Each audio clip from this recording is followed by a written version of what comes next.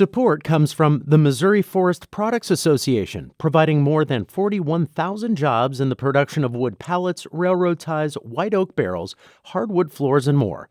Details at choosewood.com. This is St. Louis on the Air from St. Louis Public Radio. I'm Elaine Cha. In 2022, the top two items were neighborhood transformation and infrastructure. And that's why the city has rolled out a variety of programs ranging from a basic income program, free transit passes, rental and utility assistance, food assistance, childcare assistance, affordable housing, combating vacancy, building capacity for nonprofits in qualified census tracts and geographies that are disproportionately impacted by COVID.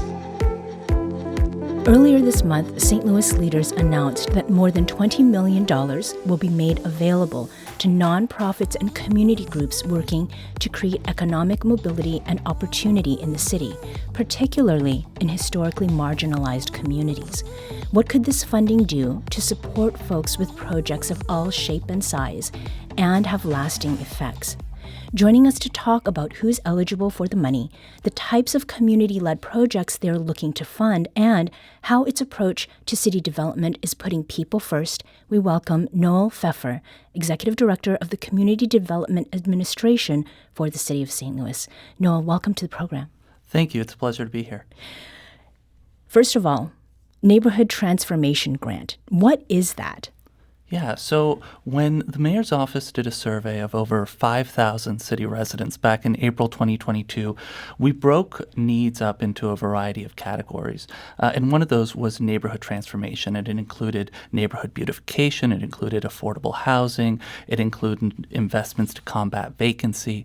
And that wound up being the category that received overwhelming support, the most support out of all of them. Mm-hmm. And so kind of building off of what we heard from city residents, it's why we're so excited to release these $20 million in funds for application.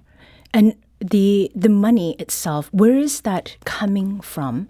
And how are you planning to sort of check that it's doing what it was meant to do? Yeah, so this is a component of the city's allocation of APRA funds, and specifically state and local fiscal relief funds. The city was awarded $498 million, and they need to be obligated by 2024 and spent by 2026. In order to ensure that they are working for the eligible uses, which are to respond to COVID-19 and its negative economic impacts, as well as to provide revenue replacement, provide premium pay, and there's a couple other eligible uses, sewer, water, broadband infrastructure. But in order to ensure that, we have to provide quarterly reports to Treasury, as well as annual performance reports where we provide an even deeper amount of data and outcomes, really key performance indicators of what the money is doing. And in order to get all that information, we require all of our subrecipients, the entities that we award funds to provide those regular both fiscal and programmatic reports to us. Fiscal reports are about the money you've spent. Programmatic reports are about the outcomes. So you'll be following it over time. Now, in terms of time, there is the request for proposals has been put out. What about the St. Louis CD's approach to setting up this grant funding initiative, as it were, has centered what community members themselves say they want and need? Well, the first thing to emphasize is that this is really a uniquely flexible funding opportunity. We're not trying to be prescriptive here. We're really trying to crowdsource the best ideas within, of course, the ARPA eligibility parameters. So what we've created are 4 big buckets. Affordable housing. The Treasury Department has been clear that that's a safe harbor. Under 80% AMI, area median income, is a safe harbor in terms of an eligible use of these funds. Similarly, combating vacancy and transforming vacant lots from liabilities into assets. That's clearly there in the final rule. Building capacity for nonprofits in qualified census tracts and geographies that are disproportionately impacted by COVID. That's another key safe harbor in ARPA. So what we've done is we've taken those ARPA parameters and then shaped them to match the needs that we heard in the survey to create these 4 eligible use categories. The last one that I haven't mentioned yet is home repair. We know that home repair is an extraordinary need, especially for seniors who want to age in place, and that if we don't expand our capacity to provide these home repair services, we're going to have a lot of vacant buildings on our hands, a lot more. So determining what those categories are was very much based then on what you were hearing from community members themselves? Absolutely. That's where we started and where we always start our appropriation process. Before I was at CDA, I served as Mayor Jones' Director of Policy, and one of my primary task there was to focus on the appropriation of ARPA funds. And we started by convening a stimulus advisory board, listened to them for that first appropriation, and then proceeded to conduct deep engagement, again, with over 5,000 responses, representing over 1% of city residents. Now, let's get to some specific examples within those 4 categories. What types of grant proposals are you hoping to receive? Again, it's a wide range, and we know that every neighborhood has unique needs. And so we want to hear from these neighborhoods, what are your needs? But we know something that's a need across the city is affordable housing. We see it when we know that there's 37,000 cost-burdened tenant households and about 10,000 evictions a year in the city. And so that's something that we're really excited to see, those proposals. Again, that does have to be affordable. The applicant also needs to be able to commit to tenant protections and quality standards. And we're also going to be awarding bonus points for projects in geographies with the highest need, projects near existing community assets, and also projects that are cost effective and cost less than $100,000 per unit.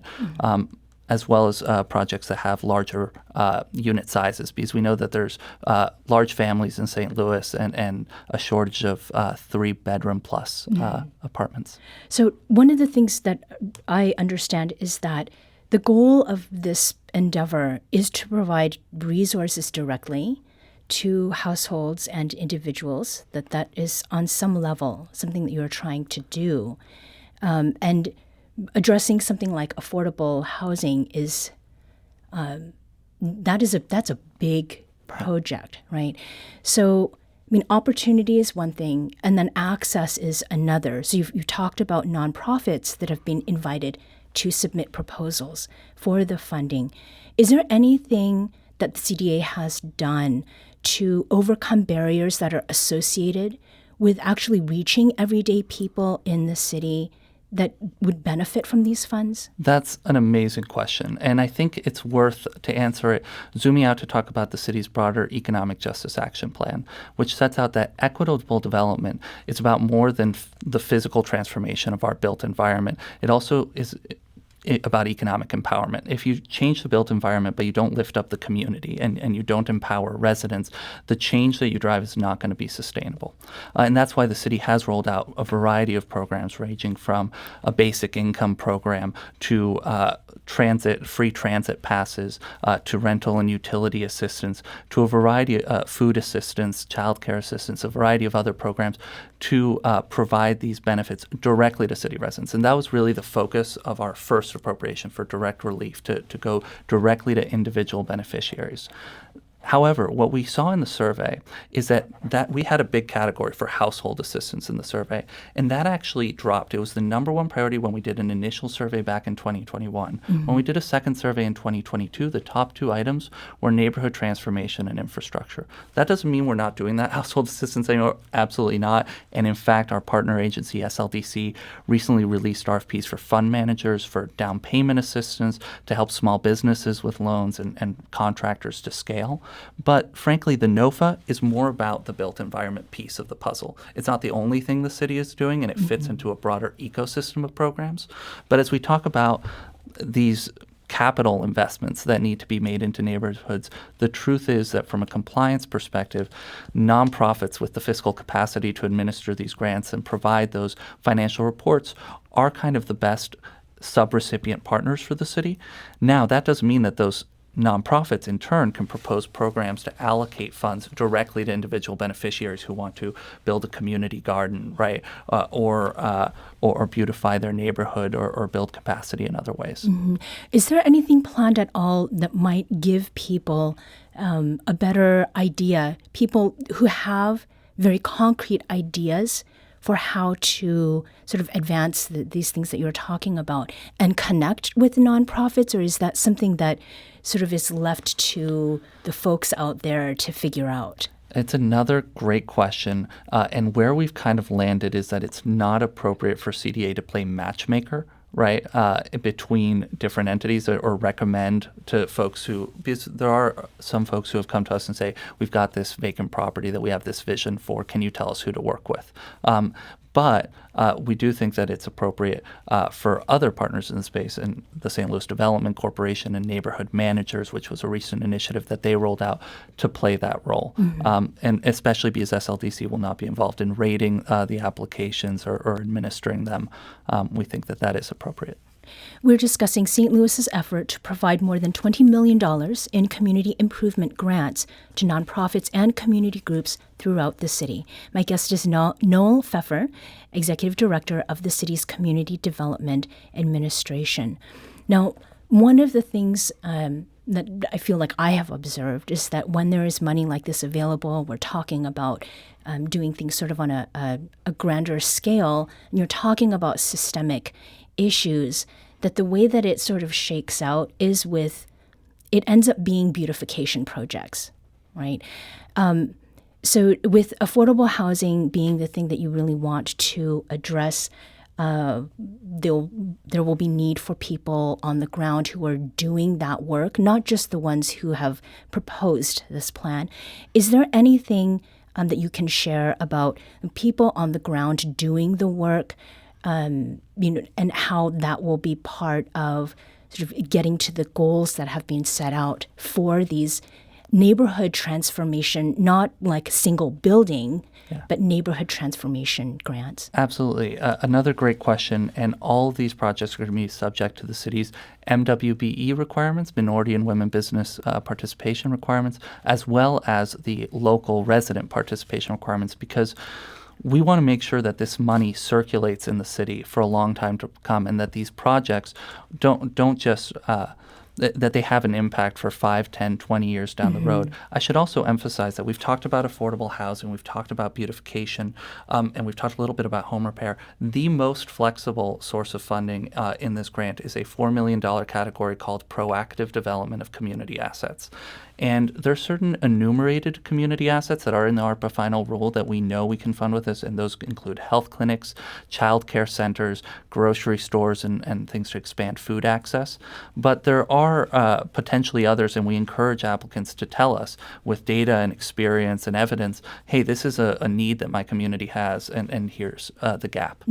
Has this approach been used elsewhere? And if so, are there maybe a couple of other examples of ways that the money has been used? You mentioned health clinics, but are there ones that we're just not imagining now that have happened elsewhere or have come to be elsewhere? I think one example that has been really instructive for us is Detroit, and I think in part because of Detroit's history, they received a large influx of money after the Great Recession and kind of had to rebuild. And so they've been where we are today. And we are currently in a position where our ecosystem has been starved of resources for so long that the very first thing we need to do is build the capacity to administer these.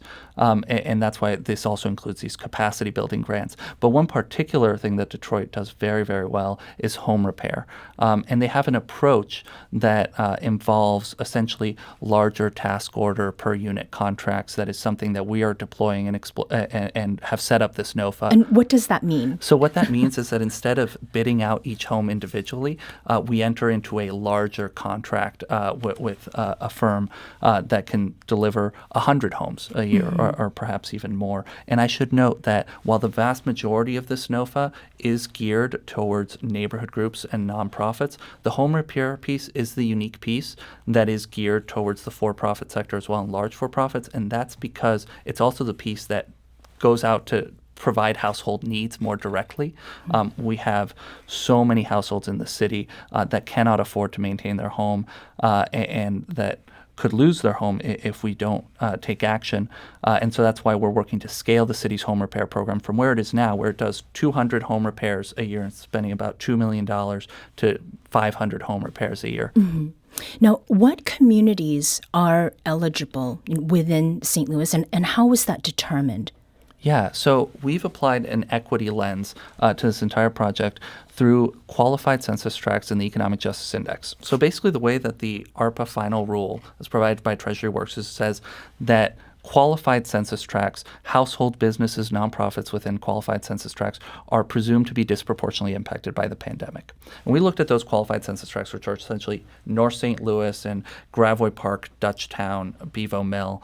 And we said, great, we think this captures a lot of the need, but it doesn't quite go far enough. So what we did, because qualified census tracts are just based on income, and what we did is we said, we think that the communities that are disproportionately impacted by COVID, we can also identify those by identifying which communities have disproportionately low internet access, which communities have disproportionately low levels of medical insurance, which communities have high violent crime rates, which communities were historically redlined. And so we used actually 10 different factors, including income, to create an economic justice index, and then layered those onto the qualified census tracts, which added some neighborhoods like Carondelet, as well as pieces of the West End and Clinton Peabody onto the map.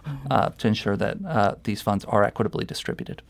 So to the distribution, there is applying, right? So in terms of that application process, very generally, apart from the nonprofit component, what are the basic requirements for submitting a proposal?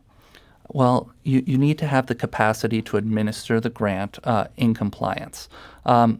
And there's different categories, actually. And the way that the application process will work is that applicants will provide us with their qualifications and their proposal, and actually will team up to tell us what their broader plan for neighborhood transformation. So kind of our ideal proposal is one in which one entity is taking the lead, or multiple entities are taking the lead on housing production, and another is taking the lead on neighborhood beautification, and another one is working to develop this community asset, and another contractor is providing home repair, and all working together to leverage long-term neighborhood transformation where the whole is greater than the sum of its parts. But then we're going to review that, and the very first thing we're going to do is do an eligibility review where we look at the different entities, and we also classify them, and this might be a little too in the weeds, but as subrecipients, contractors, or beneficiaries. There's different eligibility criteria with each of them. I encourage anyone interested in applying to look at the NOFA, or also, because that is a 75-plus page document, look at the webinar that CDA held last Tuesday, in which we provide a roughly 30-minute overview of the program in some detail and then answer a bunch of questions. CDA team that reviews them independently and that has expertise in either home repair or housing production or neighborhood beautification. Then we're going to release our draft recommendations, our recommended awards, and then we're going to hold a public hearing, get public input, and then issue final awards. Okay. Thank you. Nahuel Fefer is Executive Director for the Community Development Administration. Thank you so much for being here. Thank you, Elaine.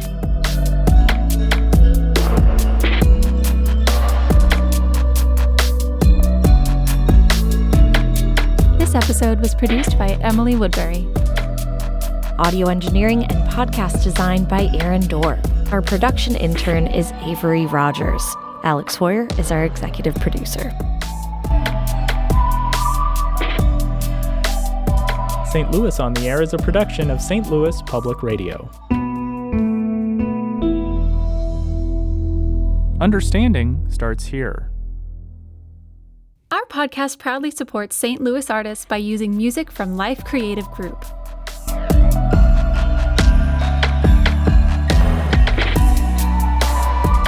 Do you find yourself regularly listening to episodes of St. Louis on the Air? Suggest us to a friend you think might enjoy our conversations. And leave us a review and rating on Apple Podcasts on the App Store. It's the simplest way to help people discover our show. Thanks. St. Louis Public Radio is a member-supported service of the University of Missouri St. Louis.